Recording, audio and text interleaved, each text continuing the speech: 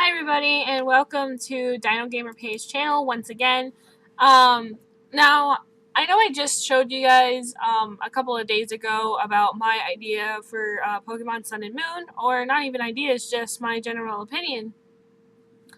And today, this morning, I was getting ready to go to college, my class for the day, and all of a sudden, I get this notification to my phone saying, Pokemon, letting me know that Pokemon Sun and Moon have a new update. So I'm going to go ahead and show you the little clip that I found this morning, and hope you guys enjoy.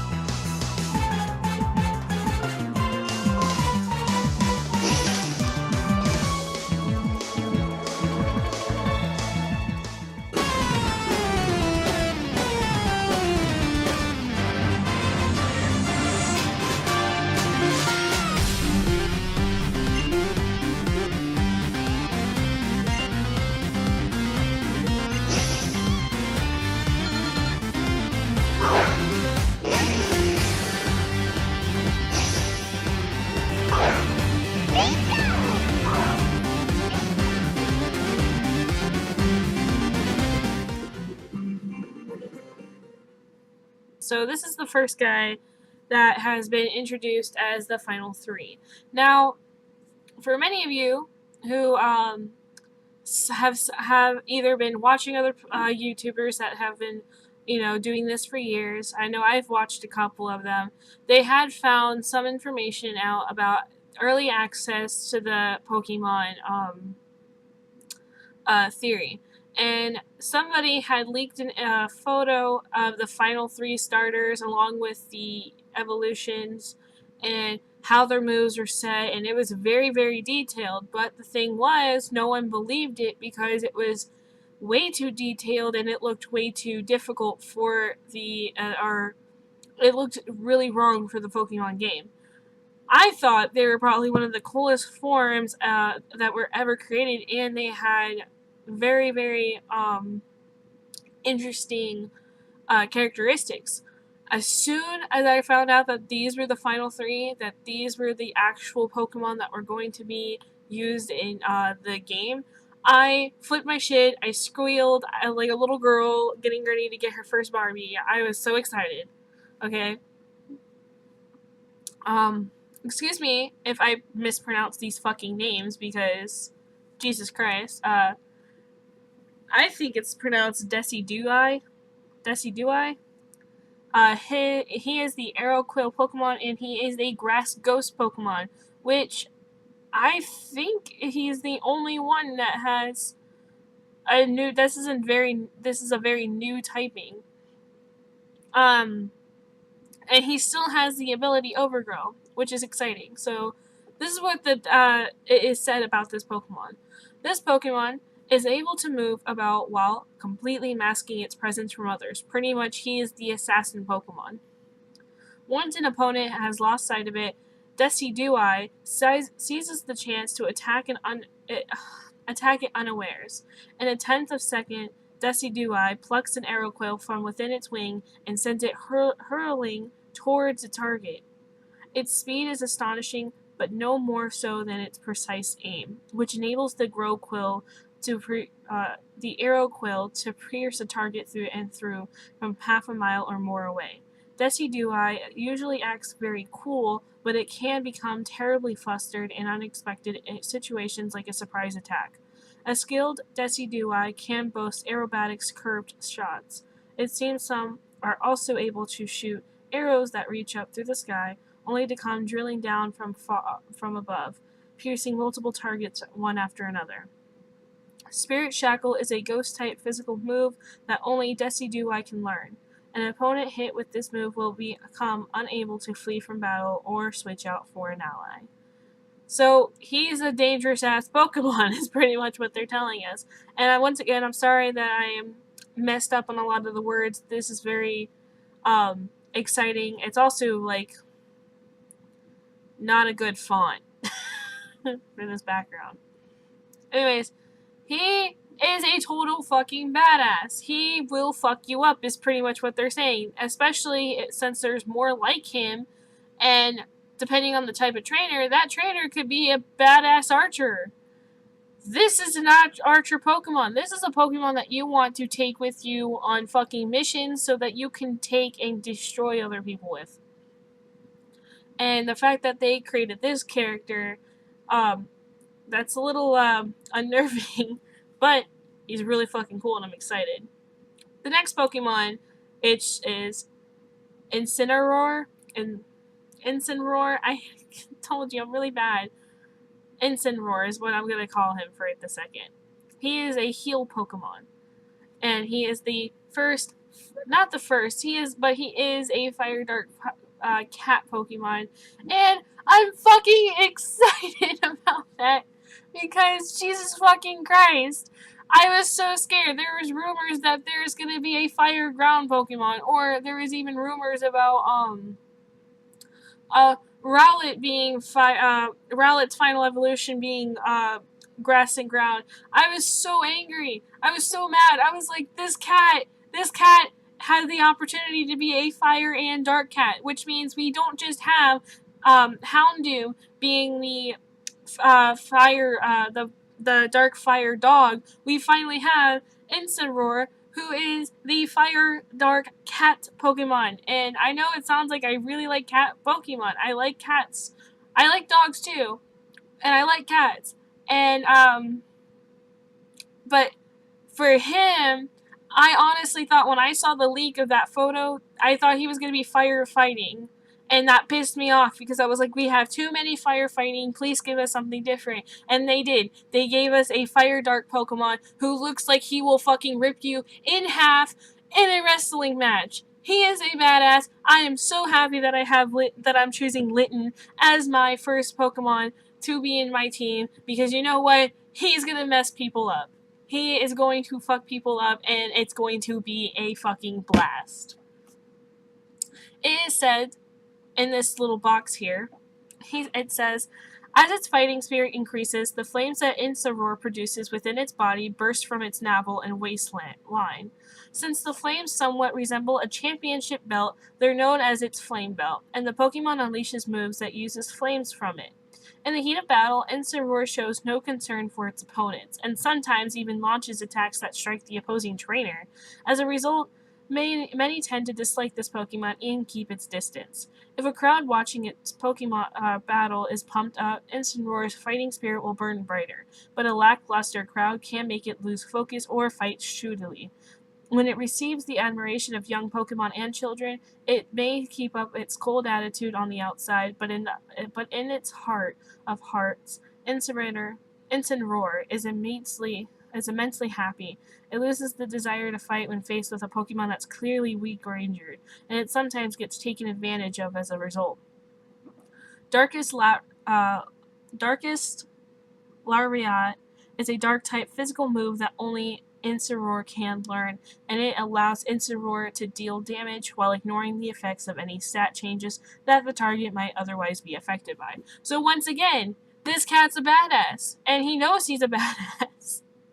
And what I actually really liked about this Pokemon is it kind of made it sound like he was dangerous even out of battle, but it sounds like the only time he's really honestly dangerous is in battle, and he doesn't like fighting against things that are weaker than him or even injured. Like if he knows that they can't fight anymore, he does not want to do it.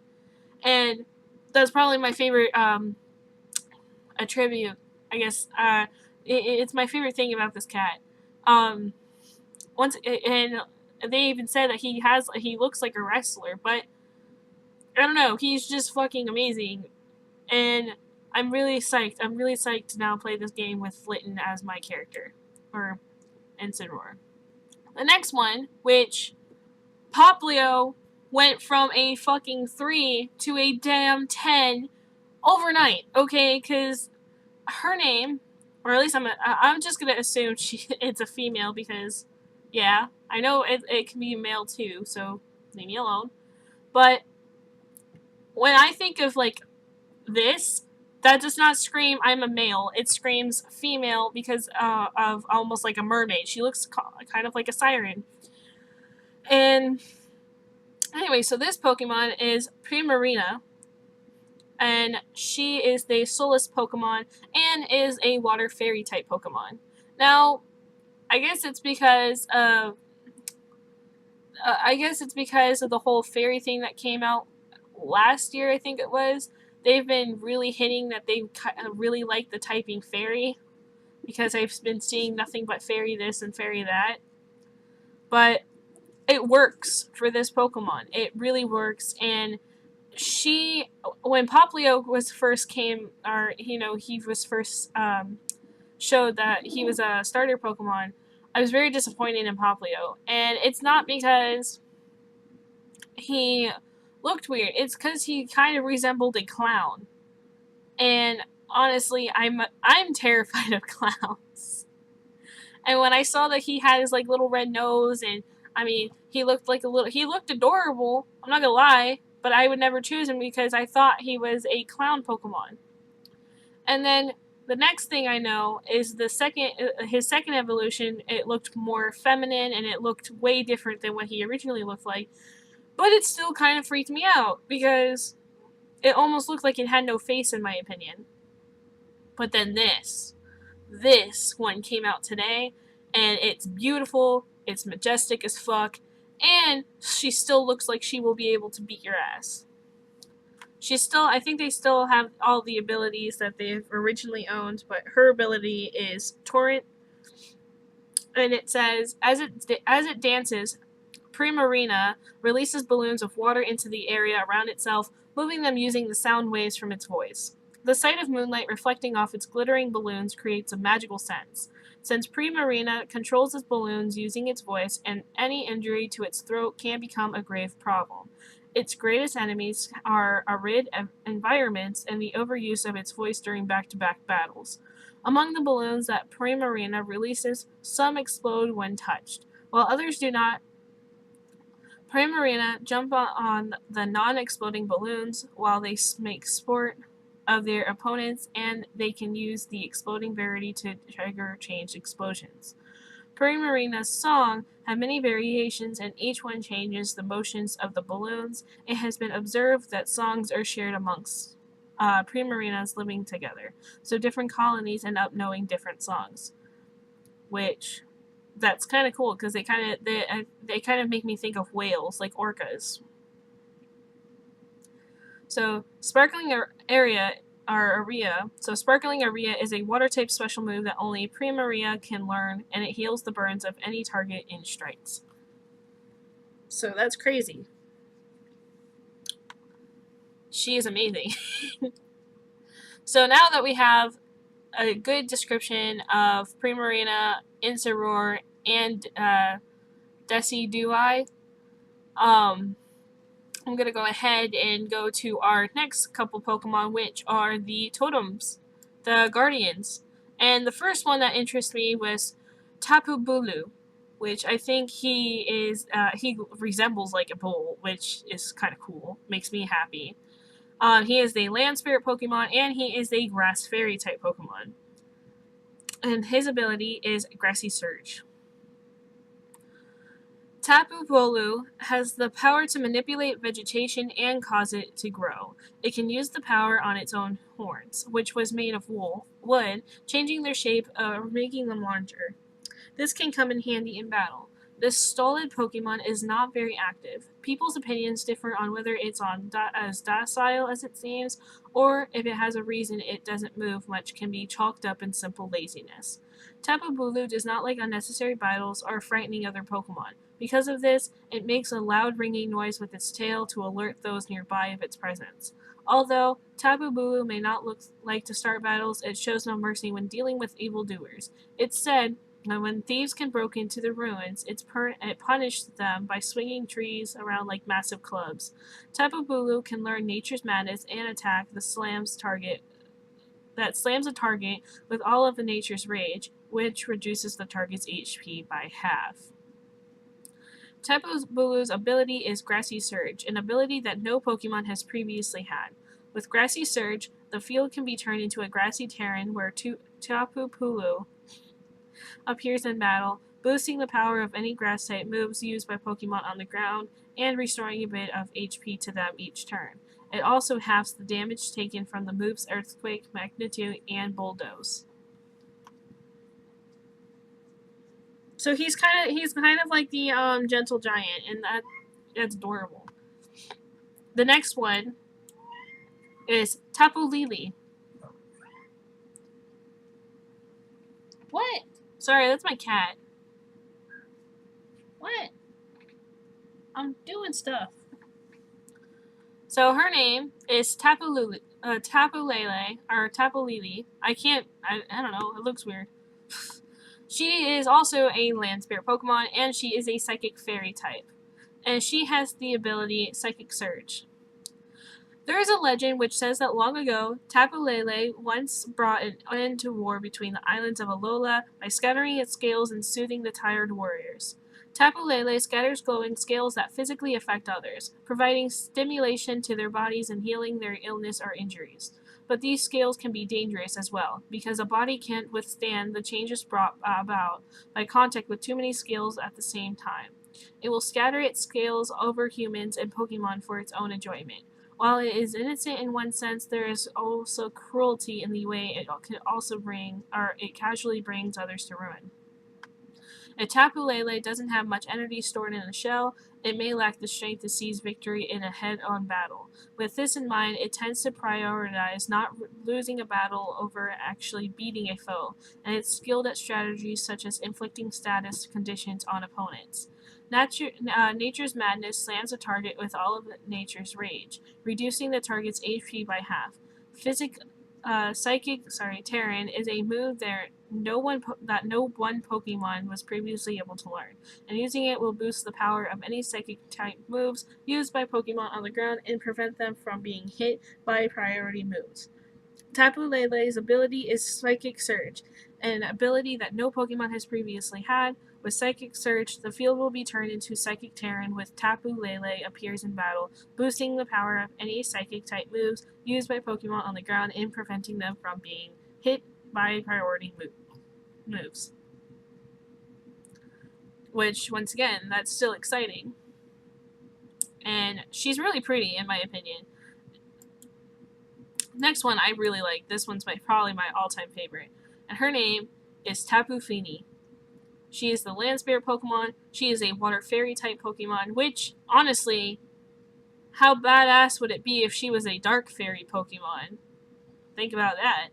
She looks like she could be a dark Pokemon as well as a fairy type Pokemon. And her ability is Misty Surge. This Pokemon is able to create a special water that purifies both mind and body, but Tapu Fini requires the supplicants, wow, I'm so sorry, wishing to obtain the purifying water demonstrate the strength to withstand the Tapu's fog. Many humans have tried to withstand Tapu Fini's fogs in pursuit of its purifying water, among them with evil intentions, which may be a reason for Tapu Fini's sense of disgust and lack of interest in appearing to people. Tapu Fini is able to attack by manipulating water. Since it hates to risk harm to itself during battle, it prefers to create a thick fog that puts opponents in a trance and leads them to destroy themselves. Tapu Fini's expression remains listless even when it's unleashing moves. Some people say that it might look this way because using its move is so exhausting.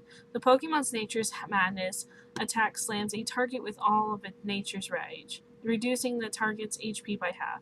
Tapu Fini's ability is Misty Surge, an ability that no Pokemon has previously had. With Misty Surge, that field will be turned into a Misty Terran when Tapu Fini appears in battle, having the damage taken by Pokemon on the ground from Dragon-type moves and preventing from being afflicted with the status conditions or confusion. So, she's pretty interesting too. And then, also, today's final Pokemon that was actually introduced, other than the Alolan Persian, which, once again, I'm, really pissed off that that's Alolan Persian. You have no idea. Anyway, this is Cosmog. He is the Nebula Pokemon, and he's a Psychic type, and he has the ability Unaware. This extremely rare Pokemon is known to only selected few in Alola. At one time, it was known only by the kings of Alola and their heirs, and it was called the Child of the Stars. The Aether Foundation is researching this unusual Pokemon, and one of the professors at the Foundation recently dubbed it Cosmog. Cosmog is a very curious and shows no fear of people or Pokemon. If you treat it with any consideration at all, it will take an immediate liking to you. This personality trait can often lead it into danger. Its gaseous body is so lightweight that it's sent flying when the wind blows. When light falls on this Pokemon, Cosmog absorbs it and it grows. So he is adorable, pretty much. Really, it's all the Pokemon that are really in here. I'm not going to go into the battle tree very much, but I am very excited to see Blue and Red in here. The reason why I'm not going into the battle tree is because it kind of reminds me of PvP, and I'm not one for PvP. So if you guys are interested in something like that, I would go to another YouTuber that is probably more interested into talking about it. And I know it's not an actual PvP. Let's be honest, it's more PVS or whatever I think it was. And